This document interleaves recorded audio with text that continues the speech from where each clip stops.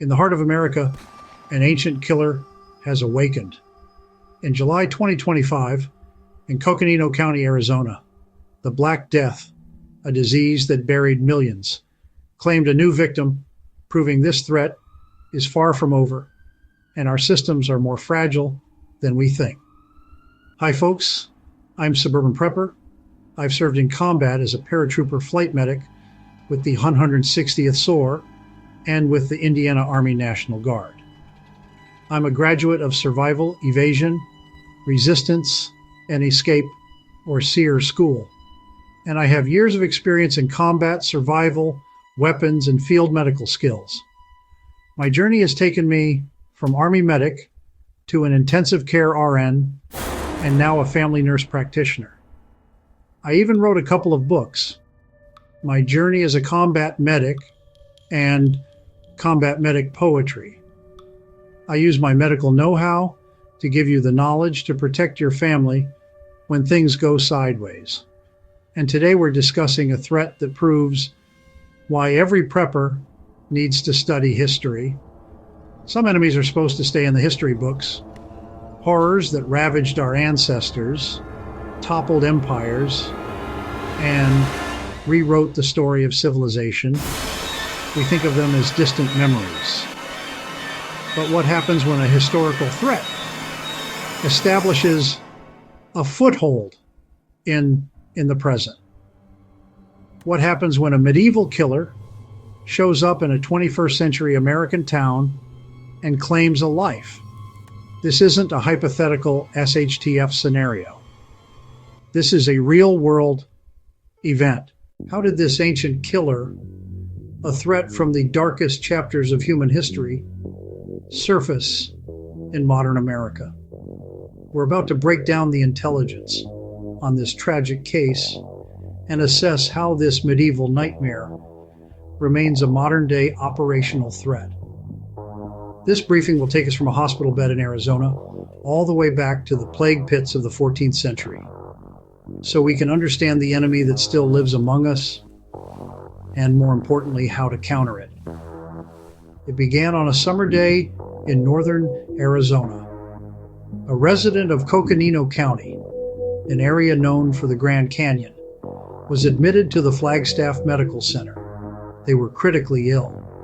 Despite modern medicine and emergency intervention, the patient did not survive. The real shock came with the intel report a few days later. On July 11th, 2025, health officials confirmed the cause of death: pneumonic plague. Not the bubonic plague most are familiar with, but its more lethal, airborne variant. A severe lung infection caused by the same bacterium, Yersinia pestis. Out of respect for the family, the identity of the deceased remains confidential. This was the first plague-related death in the county in nearly 2 decades. Immediately, public health officials from Coconino County Health and Human Services launched a full-scale investigation. Their primary objective was threat identification. Where did it come from? The plague is a zoonotic disease, meaning it jumps from animals to humans, with the primary carriers in the American Southwest being wild rodents and the fleas they carry. A key piece of intelligence that should concern every prepper is that officials clarified this death was unrelated to a recent prairie dog die-off near Flagstaff. This means the victim contracted the disease from another unknown vector. An unknown source is an uncontained threat. The investigation is a real-time threat assessment with serious implications for anyone living or operating in the area. Health authorities stressed that the risk to the public remains low, noting that the last confirmed case of human-to-human transmission in the United States was in 1924. For a prepper, low risk is not a plan. Their immediate action is focused on public awareness, warning people to avoid wild or dead rodents, use insect repellent to defend against fleas, and keep pets, especially highly susceptible cats, away from potential carriers. This is basic readiness. The plague is caused by Yersinia pestis, a bacterium transmitted by fleas from infected rodents. Once inside humans, it manifests in three forms. Bubonic plague, the most common, targets the lymphatic system, causing fever and swollen lymph nodes. Septicemic plague infects the bloodstream, leading to fever, chills, and potentially tissue death. Pneumonic plague, a lung infection, is the most dangerous because it spreads through respiratory droplets. Without rapid treatment, it's almost always fatal. There's a reason the word plague commands our attention. This Arizona case is a single casualty on a timeline of devastation stretching back millennia. Yersinia pestis has launched at least three major global campaigns. The first, the plague of Justinian, killed as many as 25 million people. But it was the second wave, the 14th century Black Death, that burned the plague into our collective memory. It wiped out up to half of Europe's population. It's a blueprint for societal collapse. It moved along trade routes carried by fleas on rats. The world it left behind was one of total breakdown. Cities became mass graves. Society disintegrated. The nursery rhyme, Ring Around the Rosie, is thought by many to be a grim reminder of the plague's terror. A third wave began in China in the 1800s. It was during this event that scientists finally identified the bacterium Yersinia pestis in 1894. This history isn't just academic, it's a strategic case study in systemic failure, and it's why a single death in Arizona triggers an immediate response. They know what this enemy is capable of. We should too. How did this disease show up in Arizona in 2025?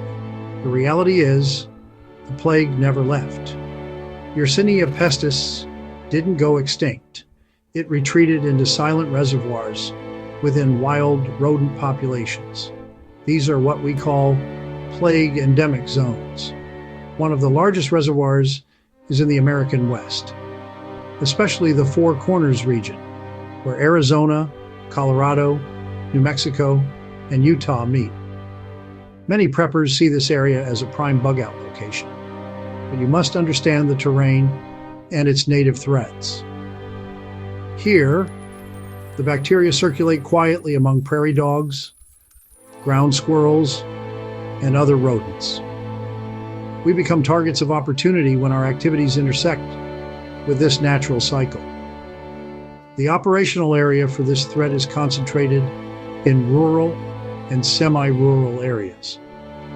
While the death in Arizona is a shock, human plague cases in the U.S. are not unheard of.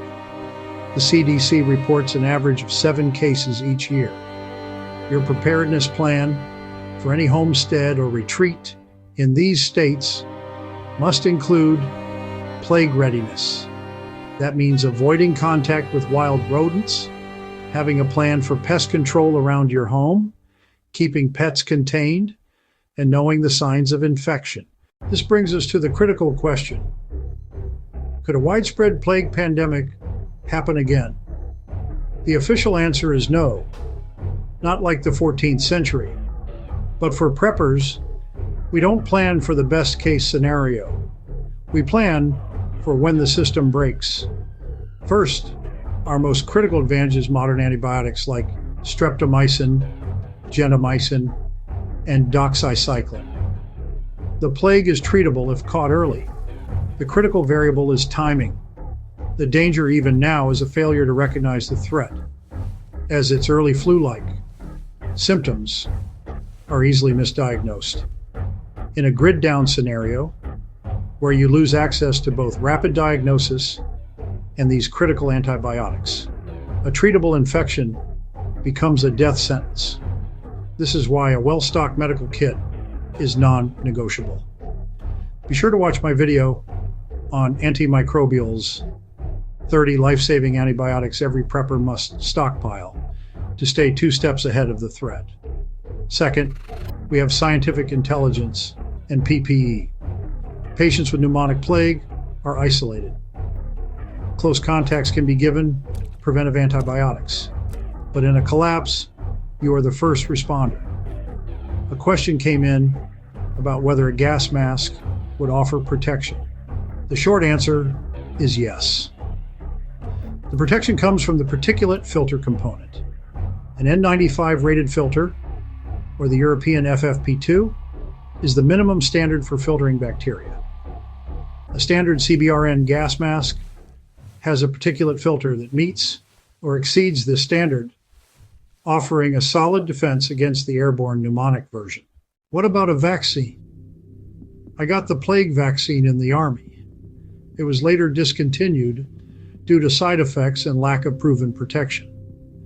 Today, there is no licensed plague vaccine available in the U.S. Your personal knowledge and preparedness are what you can count on.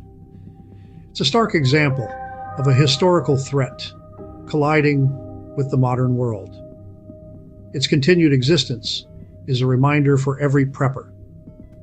Recognize the danger if you experience symptoms after exposure. Vigilance is your shield, and knowledge is your weapon. Subscribe for future intelligence. Stay vigilant, and thanks for watching.